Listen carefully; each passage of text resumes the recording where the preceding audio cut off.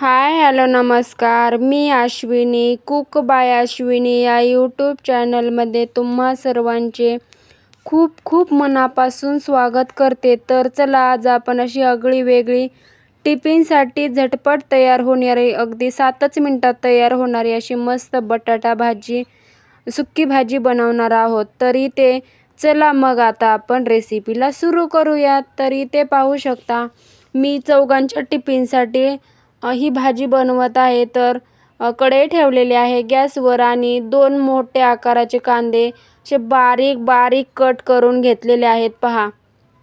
आणि मस्त असे कांदा फ्राय करून घ्यायचा आहे, म्हणजेच ब्राऊन कलरपर्यंत कांदा परतवून घ्यायचा आहे. म्हणजेच आपल्या कांद्याचा कच्चापणा जाईल इथपर्यंत परतवायचा आहे. म्हणजे आपली बटाट्याची भाजी खायला तर एकच नंबर होते बघा, आणि चवीला तर एकच नंबर होते आणि अगदी झटपट तयार होणारी ही रेसिपी आहे. आणि ही जी बटाट्याची भाजी आहे ना, एकदम चविष्ट आणि हेल्दी अशी ही भाजी, रंगाने खूप सुंदर अशी ही भाजी तयार होते बघा. नवीन शिकणाऱ्यांसाठी तर मी तुम्हाला रोजच सांगत असते, माझ्या रेसिपीज एकदम साध्या आणि सोप्या आणि सहज करता येतील अशा असतात. तरी ते कांदा देखील आपला मस्त ब्राऊन कलरवर परतलेला आहे.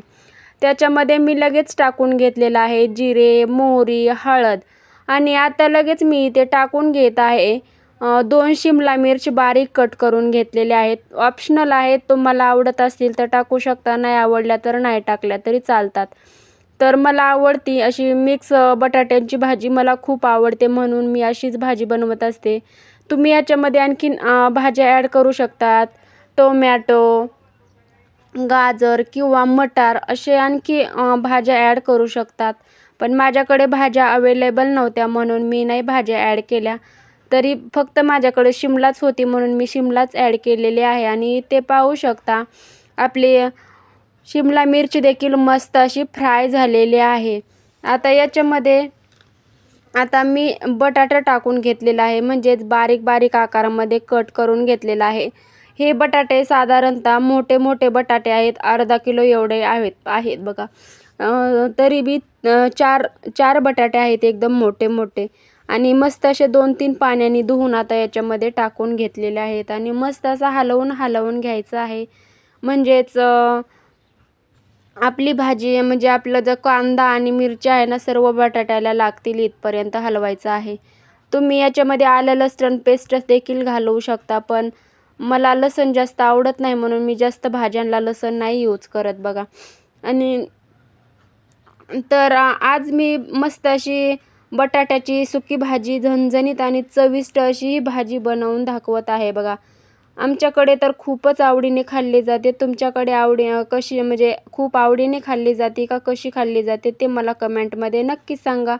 आणि ही जी भाजी आहे एवढी पौष्टिक असते ना, खूप म्हणजे खूप फायदेशीर देखील असते बघा. तर पहा, असं सर्व हलवून घ्यायचं आहे. म्हणजे खूप चौघांची भाजी आहे म्हणून कढईमध्ये देखील बसाना गेली. तर तरीही देखील मी हलवून घेत आहे. आणि कलर पहा, तुमच्या घरात जर लहान मुलं असतील तर अशी फक्त याच्यामध्ये मीठ टाकायचं, कूट टाकायचं आणि असंच थोडं वाफवून घेऊन लगेच तुमच्या मुलांना खायला द्यायची. एकच नंबर अशी भाजी लागते बघा. तुमचे मुलं देखील आवडीने खातील. माझी मुलगी तर खूप आवडीने खाते म्हणून मी तुम्हाला सांगायले.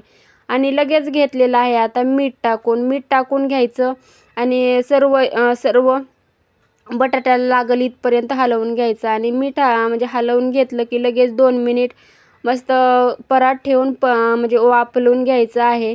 आणि 2 मिनिटानंतर पहा, मी परात काढत आहे आणि तुम्ही पाहू शकता आपलं बटाटा किती मऊ असं लुसलुशीत शिजलेलं आहे. खायला तर एवढी जबरदस्त अशी टेस्ट याची लागते ना. माझ्या रेसिपीज एवढ्या टेस्टी आणि भन्नाट असतात. एकदम कमीत कमी साहित्यात, कमीत कमी वेळात आणि झटपट तयार होणाऱ्या माझ्या रेसिपीज असतात. प्लीज कोणाला जर माझ्या रेसिपीज आवडत असतील तर त्यांनी प्लीज एक छोटीशी कमेंट करायला अजिबात विसरू नका. आणि तुम्हाला जर कशाची रेसिपी पाहिजे असेल तर तुमच्या कमेंटमध्ये त्या रेसिपीचं नाव मला नक्कीच टाका, म्हणजे ती देखील रेसिपी मी तुमच्यासोबत शेअर करणार आहे. तर अगदी झटपट तयार झालेली ही भाजी म्हणजे बटाटा भाजी कोणाकोणाला आवडते मला कमेंटद्वारे नक्कीच सांगा. आणि इथे पाहू शकता 1 वाटी एवढं शेंगदाण्याचं कूट मी याच्यामध्ये टाकलेलं आहे. आणि मी शेंगदाण्याचा कूट बनवताना व्हिडिओ नाही टाकला म्हणजे घेतला नाही आहे, तो स्किप केलेला आहे.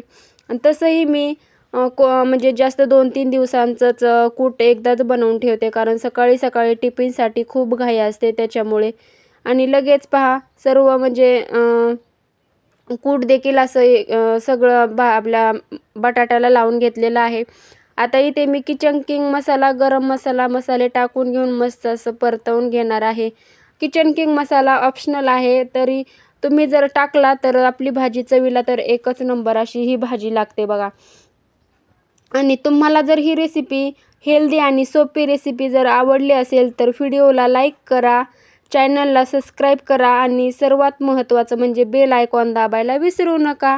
अशाच चविष्ट आणि सोप्या रेसिपी पाहण्यासाठी कुक बाय अश्विनी या चॅनलला जोडलेले राहा. तर इथे पाहू शकता सर्व मसाले टाकून झाल्यानंतर मी सर्वात शेवटी वरतून कोथिंबीर घेतलेली आहे. आणि आता म्हणजे झालेली आहे आपली फायनल भाजी झालेली आहे तयार.